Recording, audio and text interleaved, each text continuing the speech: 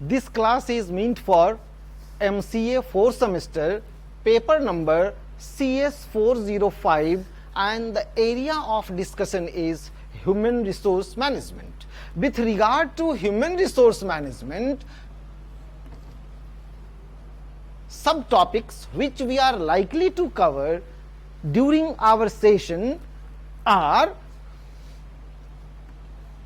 number one, what do we mean by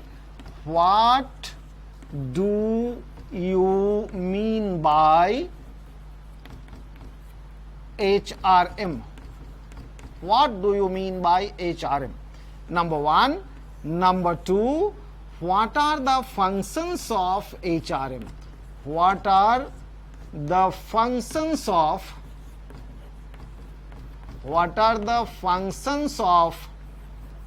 HRM? And third point, we are likely to cover what is the importance of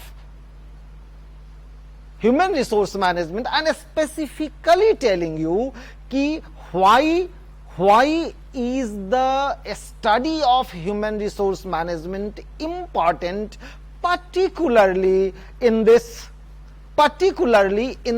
ever changing global environment. Therefore, the third area that we shall be talking about is importance of HRM. Therefore, coming to the first area, that is conceptual aspect of human resource management, what do we mean by human resource management? Now,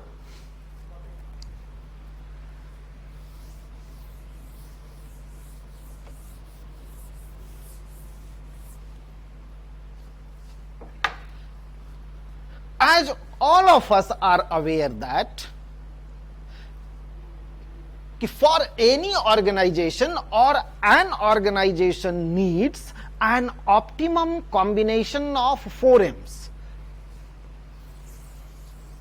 Suppose this is an organization. This organization needs optimum combination of 4 M's. I mean, there are 4 factors of production which constitute existence of an organization. These 4 factors of production, which are also known as 4 M's, are: number 1, materials, money,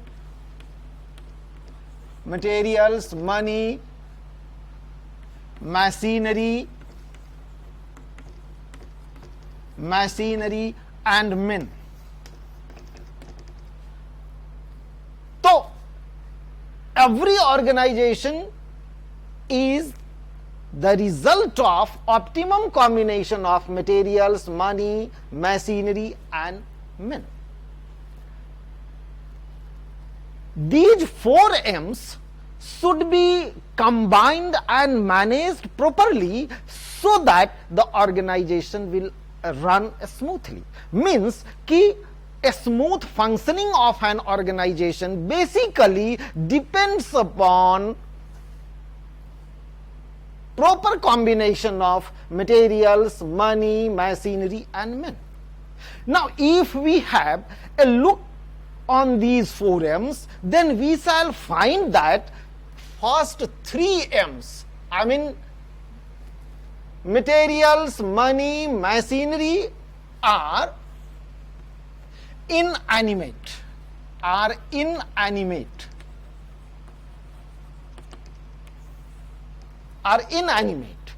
Inanimate means lifeless. These 4 factors, these first 3 functions, first 3 factors of production are inanimate, which is also known as lifeless. Materials, money, and machinery are having no life at all. The only alive factor of production is men. is men. This is animate factor production.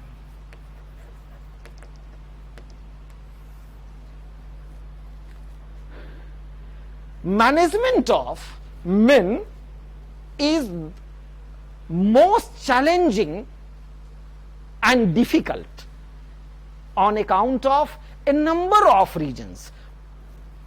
Management of men is most challenging and difficult on account of a number of reasons. These reasons, if I sum up, these reasons may be it is the only resource, it is the only factor which is called human factor, it is the only factor which is responsive, They can rise in revolt against the system if the system is not conducive to them. So it is the only factor of production which is responsive, animate and living. It is only in case of men, कि output is greater than input. This is the most important point. कि it is only in case of men output is greater than input. For example, or to be more precise, कि suppose if a person has joined any multinational organization or whatever organization may be, and if organization agrees to pay 20,000 rupees, so this 20,000 rupees can organization only pay if that person is able to produce an income more than 20,000. So this is the first point, first reason due to which management of men is most complex and challenging, कि it is the only factor of production which is responsive, may rise in revolt against the system if it is not conducive, animate and living. It is only men where output can be said to be greater than input. First reason. Second reason may be कि it is human factor which is most complex and unpredictable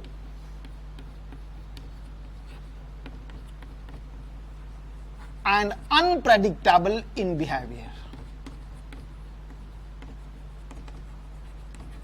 This does mean that the behavior of man is very difficult to predict. At what time which person shall behave in which way, this is very difficult to predict. So second reason, कि it is the most complex and unpredictable in behavior. Third important point may be every man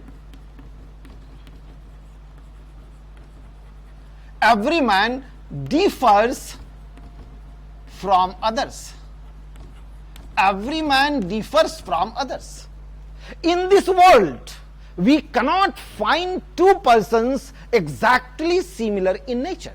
So in terms of nature, everyone differs from each other. Therefore, these are the three important points due to which management of men has been said to be very, very challenging task.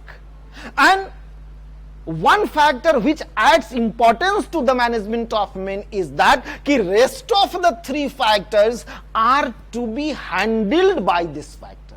Therefore, if this factor of production is not handled with utmost care, then a smooth functioning of the organization is not possible. And frankly telling you, कि managing manpower, managing men at work is broadly known as human resource management. So managing manpower is known as human resource management. I must tell you, the traditional name of human resource management is personnel management, or it can be said that even in this day and age, both these two terms, personnel management and human resource management, are used interchangeably, one in place of other.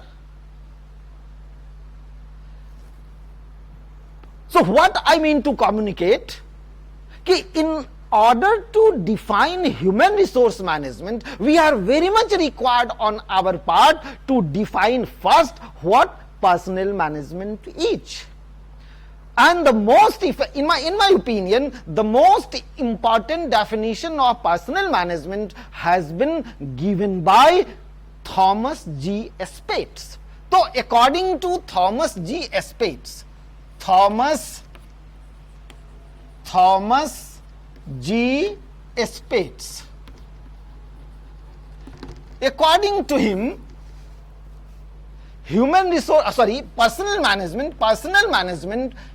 personnel management is a code of the wage of organizing people, code of the wage of organizing people for the achievement of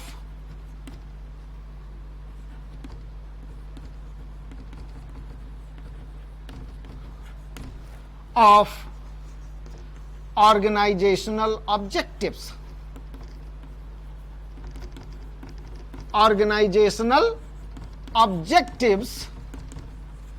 In such a way